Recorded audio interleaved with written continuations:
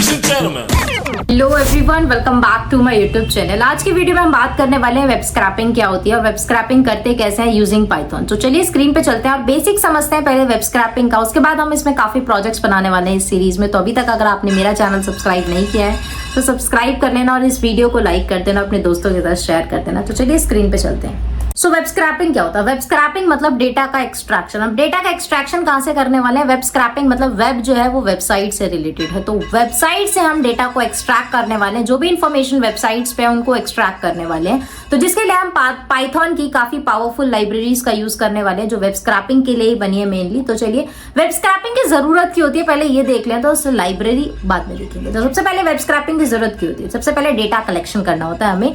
कोई भी प्रोजेक्ट बनाना है, मशीन लर्निंग का, डेटा साइंस का, डेटा एनालिसिस का, जावा डेवलपर हो, आपको कोई भी ऐसी चीज बनानी है, एप्लीकेशन बनानी है, तो आपको डेटा को एक्सट्रैक्ट करना पड़ सकता है। तो जिसके लिए हमें वेब स्क्रैपिंग करनी पड़ती है। तो पहला रीजन है कि डेटा कलेक्शन। दूसरा है मार्केट रिसर्च। अगर आप मार्केटिंग में हो या सेल्स में हो या डिजिटल मार्केटिंग जानते हो तो आपको ये चीज पता होगी कि कॉम्पिटिटर का डेटा लेना कितना इंपॉर्टेंट है। तो उसी लिए हम यूज करते हैं वेब स्क्रैपिंग का, ताकि हम कॉम्पिटिटर के डेटा को एक्सट्रैक्ट करने की कोशिश कर सके। अलाउड नहीं होता है, ये टर्म्स एंड कंडीशंस के अगेंस्ट होता है, बट स्टिल कुछ वेबसाइट्स आपको अलाउ करती हैं। हर कोई इतनी सिक्योरिटी नहीं देता अपनी वेबसाइट पे। तीसरा रीजन है बिल्डिंग एग्रीगेटर। अब एग्रीगेटर क्या होता है? कंबाइन करना मल्टीपल सोर्सेस से। मान लो मेरी एक कंपनी है और मैं कंपनी को अलग ओमनी प्रेजेंस रखती हूँ अलग अलग प्लेटफॉर्म्स पे, मतलब ट्विटर पे भी हूँ, लिंक्डइन पे भी हूँ, मैं वेबसाइट्स भी बनाती हूँ, मैं ब्लॉग्स भी लिखती हूँ, मैंने ऐसी टीम रख रखी है बेसिकली। तो हर जगह मेरा डेटा मतलब अवेलेबल है, मतलब मेरे फॉलोअर्स हो सकते हैं, मेरे फैंस हो सकते हैं या फिर मेरे कस्टमर्स हो सकते हैं। तो मैं उन सारे डेटा को एक्सट्रैक्ट कैसे करूंगी? तो वेब स्क्रैपिंग मेरी हेल्प करेगा एक सिंगल प्लेटफॉर्म पे लाने के लिए उस डेटा को। उसके बाद वेब मॉनिटरिंग, कि स्पेसिफिक वेबसाइट्स पे चेंजेस ट्रैक करने के लिए भी वेब स्क्रैपिंग करी जाती है। तो ये कुछ 4 रीजंस है जिनकी वजह से हमें वेब स्क्रैपिंग सीखनी चाहिए और जिनको यूज करना बहुत इजी भी होता है। तो वेब स्क्रैपिंग के लिए आप जो before scraping a website, it is crucial to check the robots.txt file to ensure scraping is allowed. जैसा मैंने आपको स्टार्टिंग में बताया, वेब स्क्रैपिंग अलाउड नहीं होती है।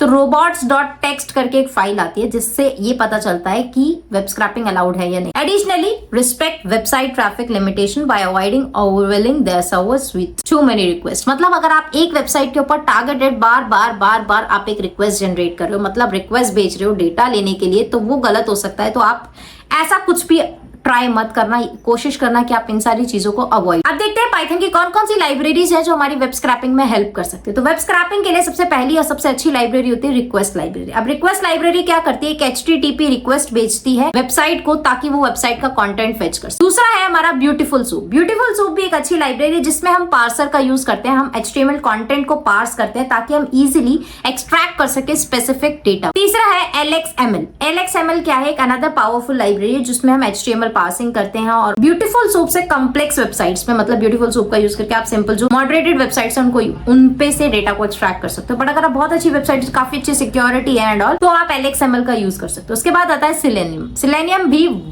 मतलब अभी जो कंपनीज यूज करती हैं काफी, अगर आप जॉब पोस्टिंग के नीचे भी देखोगे तो आप सिलेनियम का नाम पढ़ सकते हो। तो उसमें भी ये एक एडवांस टूल होता है बेसिकली स्क्रैपिंग के लिए डेटा को। जावा स्क्रिप्ट के ऊपर बना होता है। तो बेसिकली वेबसाइट जो होती है वो react, Next.js, Java script in सब पे बनती है, जिसके लिए हम पाइथन के अंदर सिलेनियम का भी यूज कर सकते हैं ताकि हम इजिली डेटा को एक्सट्रैक्ट कर सकते हो। ये एडवांस टूल के अंदर आते हैं। अब स्टेप्स एक फॉलो करने पड़ते हैं आपको। सबसे पहले आपको लाइब्रेरीज चाहिए, उसके बाद आपको एक रिक्वेस्ट बनानी पड़ती है, HTTP रिक्वेस्ट भेजनी पड़ती है वेबसाइट पे ताकि आप डेटा को एक्सट्रैक्ट कर सको। उसके बाद आपको कंटेंट को पार्स करना होता है जिसके लिए आप पार्सर यूज कर सकते हो। अब पार्सर क्या होता है?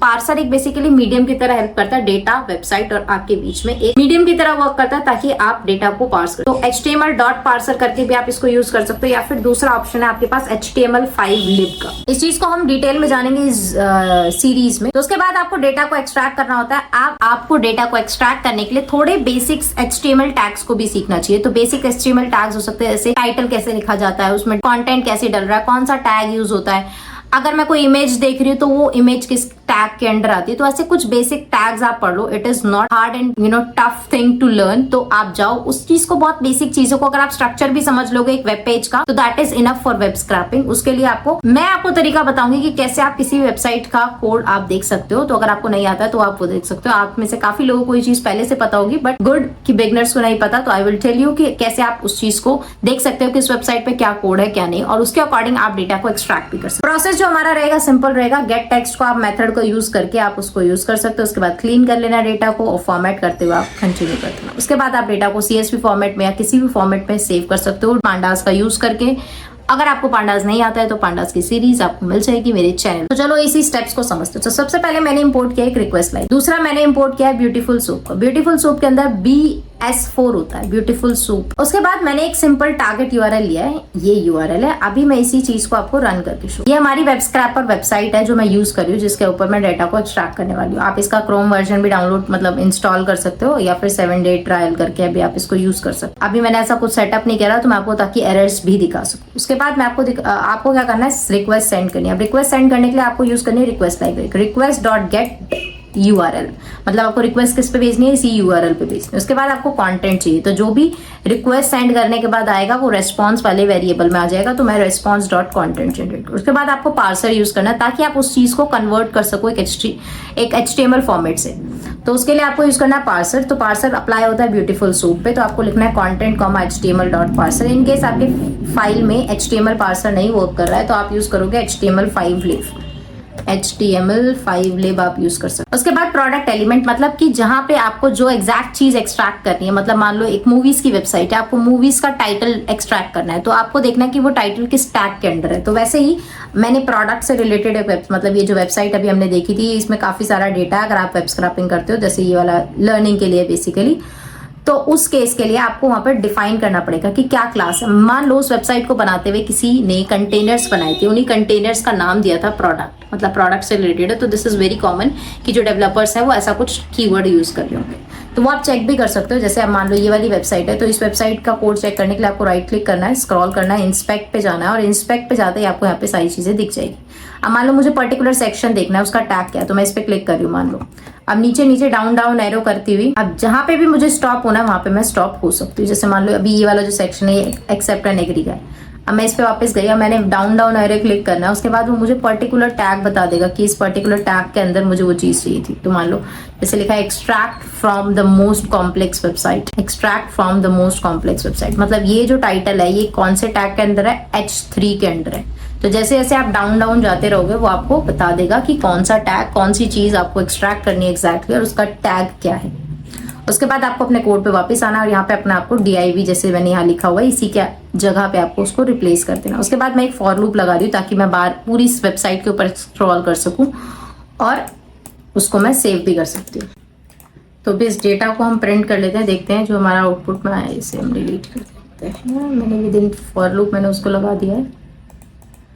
तो जब आप इस पे साइन अप कर लोगे तो आपको यहाँ पे आउटपुट नजर आ जाएगा।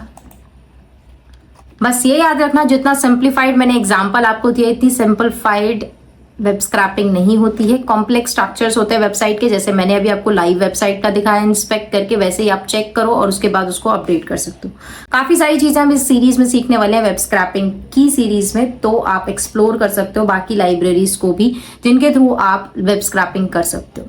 So I hope you like this video, you find it informative. So मिलते हैं नेक्स्ट वीडियो में, बाय बाय।